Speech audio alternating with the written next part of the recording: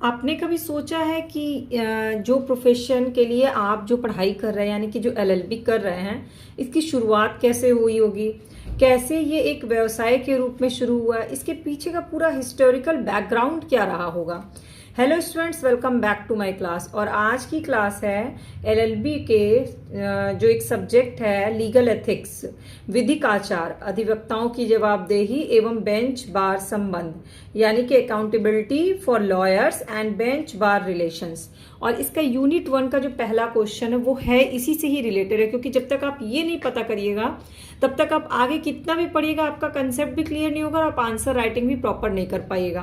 तो यूनिट 1 का जो पहला क्वेश्चन है वो इसी से रिलेटेड है कि विधिक व्यवसाय क्या है, भारत में इसकी उपज, ऐतिहासिक पृष्ठभूमि की विवेचना की, यानी what is legal profession, discuss the growth and historical background in India.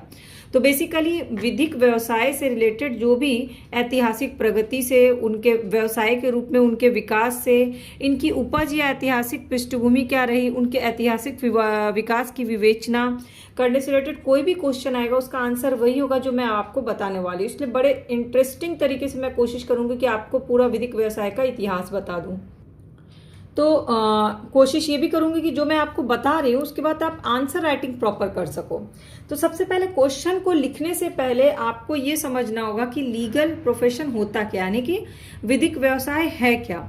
तो जब हम पढ़ाई करते हैं तो हम देखते हैं कि जो विधि है, जो कानून, जो भी है कानून, वो उसके नियम, उनके अधिनियम जो भी है, उसकी भाषा बहुत ही ज़्यादा जटिल है। मतलब समझ नहीं पाता हर कोई इंसान उसको, लीगल टर्मिनोलॉजी को उसको समझना आसान नहीं है।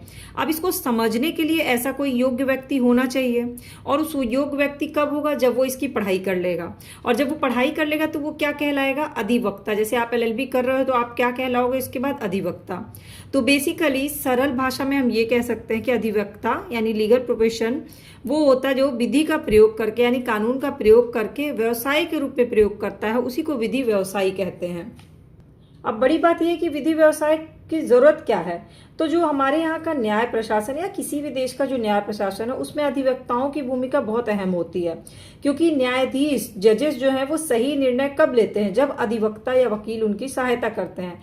क्योंकि किसी भी बात से संबंधित सारी चीजें, फैक्ट, डाटा जो भी है वो न्यायालय के सामने कौन प्रस्तुत करता है? वो वकील प्रस्तुत करते हैं। और उन्हीं साक्ष्य और डाटाओं के आधार पर ही जजेस जो है वो अपना निर्णय देते हैं। तो बेसिकली विधिक व्यवसाय का सबसे इंपॉर्टेंट महत्व है कि ये न्याय व्यवस्था में अपना योगदान बहुत अच्छे से देते हैं और बहुत इंपॉर्टेंट योगदान देते हैं।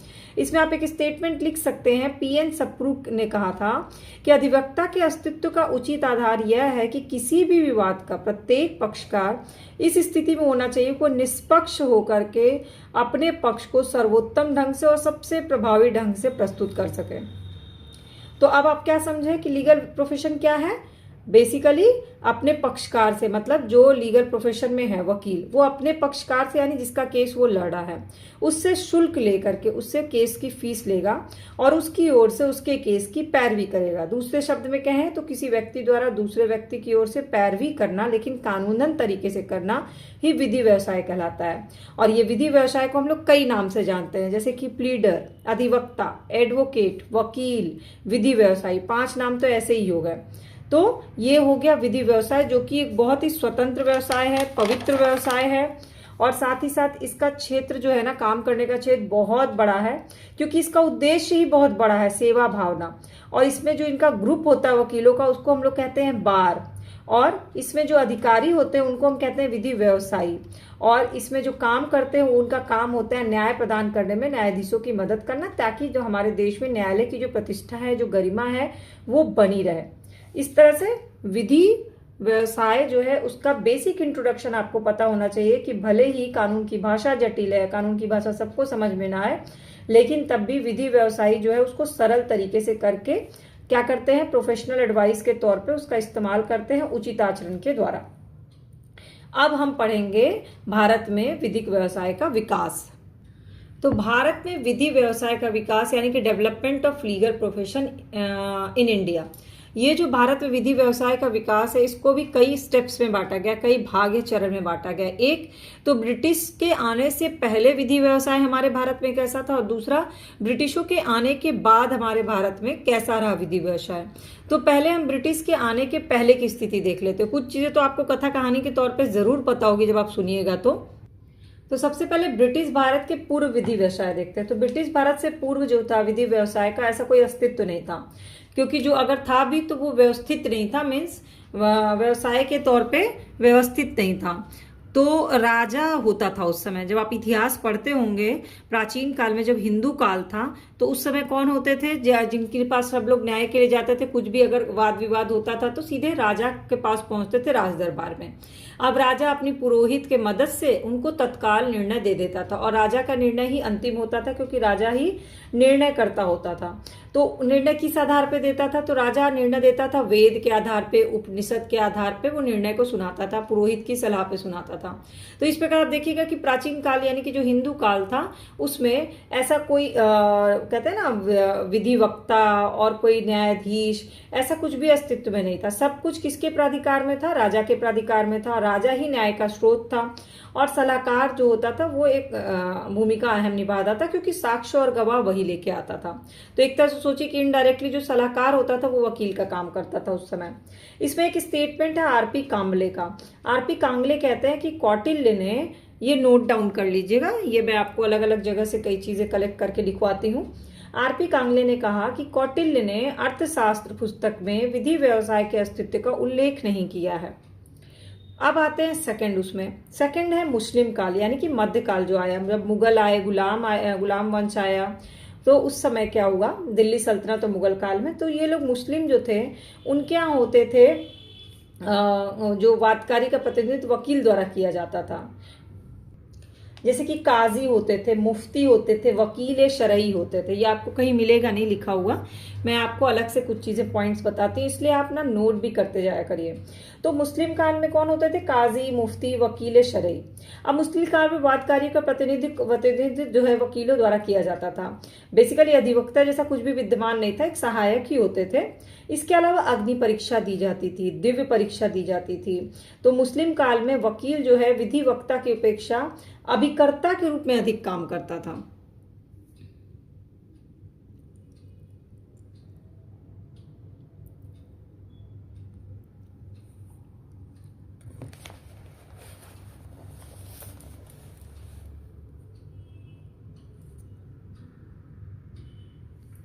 तो मुस्लिम काल में मैंने आपको बताया कि वकील जो है विधिकर्ता की अपेक्षा अभिकर्ता के रूप में अधिक काम करता था। अब चलते हैं ब्रिटिश भारत में विधिक व्यवसाय।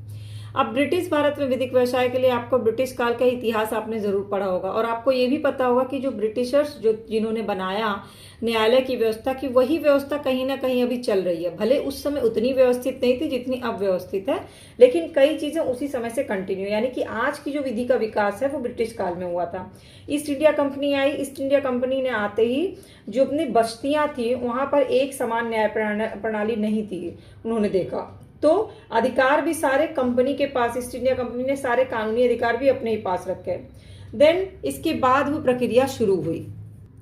तो बेसिकली ईस्ट इंडिया कंपनी के पास ही सारे अधिकार थे, ना कि ब्रिटिश सम्राट के पास। अब ब्रिटिश सम्राट के न्यायालय, तो 1726 में चार्टर आया जिसमें प्रेसिडेंसी नगर 3 थे, कलकत्ता, बंबई और मद्रास। यहाँ पर एक मेयर के न्यायालय की स्थापना कर दी गई। अब ये न्यायालय जो क्या थे, ये शाही न्यायालय यानी कि रॉयल कोर्ट, ये ब्रिटिश न्यायालय सम्राट के न्यायालय थे, ना कि ईस्ट इंडिया कंपनी के न्यायालय थे। और ये न्यायालय अपनी शक्ति ब्रिटिश सम्राट से ही प्राप्त करते थे, ना कि ईस्ट इंडिया कंपनी से प्राप्त करते थे। इसके बाद इस राजपथ का मतलब ये था कि भारत में ऐसे न्यायालय स्थापित किए जाएं जिनका स्तर इंग्लैंड के न्यायालय की तरह हो।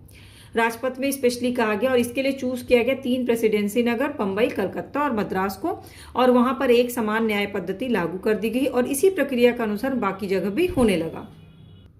पर इस राजपत्र में विधि व्यवसाय को सुनियोजित करने पे बल ही नहीं दिया गया, मतलब जोर ज्यादा विधि व्यवसाय को प्लानिंग वे में करने पर जोर नहीं दिया गया। और ऐसा लोग काम करते भी रहते थे पर उससे रिलेटेड कोई भी जो होता है ना उपबंध जिसको बोलते हैं वो नहीं बनाया गया। बहुत सारे ऐसे लोग थे जिनको कानून का ज्ञान भी नहीं था और विधि व्यवसाय करने लगते थे, तो बेसिकली प्लानिंग का अभाव था। यहाँ तक कि न्यायालय के न्यायाधीश भी सामान्य व्यक्ति होते थे, कोई कानून के नॉलेज करता जो विधि विशेषज्ञ होते हैं वो नहीं होते थे।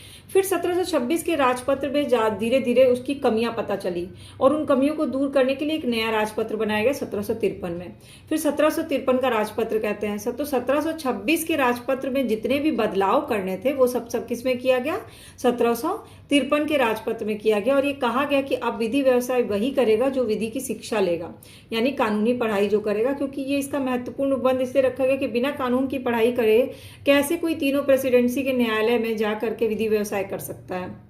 तो 1753 का मेन कॉज क्या था कि अब विधि व्यवसाय की पढ़ाई करनी होगी। इसके बाद आया 1773-74 का एक्ट, रेगुलेटिंग एक्ट जिसको कहते हैं, ये भी आपने हिस्ट्री में पढ़ा होगा। इसमें कलकत्ता में एक सुप्रीम कोर्ट की स्थापना करने की शक्ति दी गई और ये ब्रिटिश सम्राट ने राजपत्र जारी करके कलकत्ता में सुप्रीम कोर्ट की स्थापना की।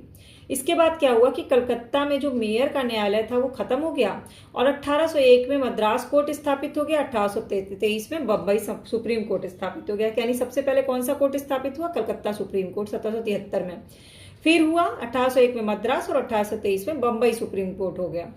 अब जो 1773-74 का राजपत्र था, जो रेगुलेटिंग एक्ट था, उसमें कहा गया कि सुप्रीम कोर्ट ने इस बात पे बल दिया, फोकस किया कि जितनी संख्या में समझे एडवोकेट और अटॉर्नियों की नियुक्ति की जाए। स्वीकृति लेकर के सुप्रीम कोर्ट को इस बात की शक्ति दी गई कि वे एडवोकेट की सूची को से हटा सकते हैं जो उनको लगता है कि वो जिनको नॉलेज नहीं है, और इस तरह से एक सूचीबद्ध तैयार किया गया एडवोकेट और अटॉर्नी के व्यक्तियों का जो मतलब उस समय के लिए। इसके बाद आया कंपनी न्यायालय। कंपनी न्यायालय क्या था, तो ईस्ट इंडिया कंपनी के न्यायालय में विधि व्यवसाय को कोई भी प्लान्ड वे में नहीं बनाया गया था। कंपनी की जो अदालत थी उसमें कोई नियम नहीं थे। फिर आया 1793 का बंगाल रेगुलेशन एक्ट और इसमें सदर अदालत को कंपनी की अदालत के लिए वकीलों को सूचीबद्ध करने के, यानी वकीलों के नाम की एक लिस्ट के लिए बोला गया जो हिंदू और मुसलमान ही वकील के रूप में सूचीबद्ध किए जा सकते थे। मद्रास और बंबई के प्रांत में इस प्रकार की कोई व्यवस्था नहीं की गई। कहाँ की गई, कंपनी की अदालत के लिए की गई। और 1814 के बंगाल रेगुलेशन 27 में विधि व्यवसाय को व्यवस्थित करने के लिए भी उपबंध बनाया गया। तो बेसिकली 1833 में बंगाल रेगुलेशन 12 द्वारा वकीलों की नियुक्ति के संबंध में पहले के रेगुलेशन में बनाए गए जितने भी क्लॉजेस थे उसमें चेंजेस किए गए और फिर इस रेगुलेशन ने एक योग्यता बनाई व्यक्तियों के लिए कि कौन, चाहे राष्ट्रीयता या धर्म चाहे जो भी हो, वो वकील के रूप में सूचीबद्ध किए जाने की अनुमति उनको प्रदान की गई जिन्होंने विधि व्यवसाय की ट्रेनिंग ली या पढ़ाई की है। इसके बाद आया इंडियन हाई कोर्ट्स एक्ट 1861। इसमें आपको ईयर वाइज याद रखना बहुत जरूरी है, इसलिए मैं आपको क्रम में याद कराने की कोशिश करा रही हूँ। अब आया इंडियन हाई कोर्ट्स एक्ट 1861। इसमें क्या था, इसमें ठीक पूर्व दो प्रकार के न्यायालय थे। एक तो ब्रिटिश सम्राट का न्यायालय होता था और दूसरा कंपनी का न्यायालय होता था। कलकत्ता, बंबई और मद्रास क्या थे, सुप्रीम कोर्ट्स ब्रिटिश सम्राट के न्यायालय थे, जबकि जो बाकी क्षेत्रों में स्थापित अदालतें वो सब कंपनी की थी। तो ये दोनों प्रकार के न्यायालय जो है वो दोहरी न्यायालय व्यवस्था का निर्माण कर रहे थे। मतलब एक ही देश में दो तरह के न्यायालय, तो दोनों प्रकार के न्यायालय में ऑब्वियस है जब दो तरह के न्यायालय होंगे तो टकराव होता रहेगा। तो इसको खत्म करने के लिए इंडियन हाई कोर्ट्स एक्ट 1861 आया। अब इस एक्ट में क्या था कि सुप्रीम कोर्ट और सदर अदालत को समाप्त करने की बात कही गई और कहा गया कि प्रेसिडेंसी नगर यानी कि बंबई, कलकत्ता और मद्रास में एक हाई कोर्ट की स्थापना करना। और इस एक्ट में कहा गया कि ब्रिटिश सम्राट को शक्ति दी गई कि वो प्रत्येक प्रेसिडेंसी नगर यानी तीनों प्रेसिडेंसी नगर में एक हाई कोर्ट की स्थापना कर दे। और इस एक्ट के अंतर्गत प्रत्येक हाई कोर्ट का एक मुख्य न्यायमूर्ति होगा यानी कि एक मेन जज होगा और अधिक से अधिक 15 जज वहां पे होंगे। अब इस एक्ट के अंतर्गत क्या किया गया कि शक्ति के अनुसार ब्रिटिश सम्राट ने एक राजपत्र जारी करके 1862 में कलकत्ता में हाई कोर्ट की स्थापना की। इससे पहले कलकत्ता में कोर्ट की स्थापना कब हुई थी, सुप्रीम कोर्ट की 1773-74 के रेगुलेटिंग एक्ट में। अब कब हाई कोर्ट की स्थापना कब हुई, 1862 में हो गई। फिर ब्रिटिश सम्राट ने राजपत्र जारी करके बंबई और मद्रास में भी हाई कोर्ट की स्थापना कर दी और उसमें एक मेन न्यायाधीश और 15 अन्य न्यायाधीशों को गठित किया गया। हाई कोर्ट को वकील, अटॉर्नी, एडवोकेट को अपना लिस्ट पर जारी करने के लिए कहा गया। जिनको वो शक्ति दी गई कि वकील के तौर पे केस लड़ सके, उनकी लिस्ट सूचीबद्ध की गई, उनके नाम, और उनको उनके ही समक्ष हाईकोर्ट, एडवोकेट हाईकोर्ट के समक्ष ही अपना केस लड़ेंगे, ये कहा गया। तो ये सारे क्लॉज किस में थे? ये थे 1861 का जो इंडियन हाईकोर्ट्स एक्ट आया। इसके बाद आया लीगल प्रैक्टिशनर एक्ट 1879, 1879 में लीगल प्रैक्टिशनर एक्ट पारित हुआ। ये भी हाई कोर्ट से ही रिलेटेड था, लेकिन प्रांतीय सरकार की पूर्व अनुमति से जो वकील थे, जो मुख्तार थे, उनकी योग्यता, उनको कैसे, किस योग्यता के आधार पर उनको प्रवेश दिया जाएगा, इसका नियम बनाया गया कि वकालत जो लोग को करना, उनके लिए क्या क्या मतलब वो होना चाहिए, क्वालिफिकेशंस होना चाहिए। इसके लिए एक शाही राजपत्र बनाया गया और ब्रिटिश सम्राट द्वारा जारी किए गए हाईकोर्ट द्वारा बनाए गए नियम के अनुसार विधि व्यवसाय करने वाले व्यक्ति, दो अन्य व्यक्ति, एडवोकेट और वकील में विभाजित कर दिए गए। अभी तक हम समझ रहे थे कि एक ही जो होता है, जो भी कानून रूप से न्यायालय में केस लड़ रहा है वो एक ही होगा, जबकि बाद में क्या किया गया, 1879 के लीगल प्रैक्टिशनर एक्ट में दो बनाया गया, एक एडवोकेट होता है और एक वकील होता है। तो एडवोकेट को आयरलैंड, इंग्लैंड या का बैरिस्टर या स्कॉटलैंड के एडवोकेट संकाय का सदस्य होना था, और कलकत्ता हाईकोर्ट को छोड़कर अन्य किसी भी हाईकोर्ट में किसी भी दशा में गैर बैरिस्टर को भी एडवोकेट के रूप में सूचीबद्ध किया गया। जैसे कि बम्बई हाई कोर्ट में अगर जाते हैं तो विधि जो जिन्होंने लॉ ग्रेजुएट हैं जो, वो एडवोकेट के रूप में अपना नाम में लिस्टिंग करवा लिए, और वकील वे व्यक्ति होते थे जो किसी भी भारतीय यूनिवर्सिटी से ग्रेजुएट हों, लॉ ग्रेजुएट हों, डिग्री प्राप्त किए हुए हों और अन्य शर्तें भी पूरी करते हों। तो जो हाईकोर्ट शाही राजपत्र के अंतर्गत स्थापित नहीं थे, उनके संबंध में एडवोकेट, प्लीडर और मुख्तार होते थे, और वकील और मुख्तार भारतीय विधिवक्ता होते थे, पर एडवोकेट बैरिस्टर होते थे। मतलब बेसिकली जो बाहर से पढ़ के आए हैं वो एडवोकेट है, जो भारत की यूनिवर्सिटी में पढ़े हुए वो क्या है, वो वकील हैं। देखिए नाम से फर्क पता चल रहा है, वकील और एडवोकेट या बैरिस्टर वर्ड जो है सुन के आपको अंतर खुद ही समझ में आ जाएगा, आपको रटने की जरूरत नहीं पड़ेगी। इसके बाद आया इंडियन बार कमेटी 1923 और इंडिया बार काउंसिल एक्ट 1926। बार कमेटी 1923 और इंडियन बार काउंसिल एक्ट 1926। इसमें क्या था, 1923 में जो एडवर्ड चामियार की अध्यक्षता में इंडियन बार कमेटी गठित हुई। ये मार्क कर लीजिएगा, ये फैक्ट इंपॉर्टेंट है। अब इस कमेटी को अखिल भारतीय स्तर पर एक बार का गठन करने और हाई कोर्ट के लिए अखिल भारतीय काउंसिल की स्थापना करने के में सुझाव देना था। तो कमेटी ने अखिल भारतीय बार काउंसिल की स्थापना और अखिल भारतीय स्तर पर बार के गठन के पक्ष में कमेटी थी ही नहीं।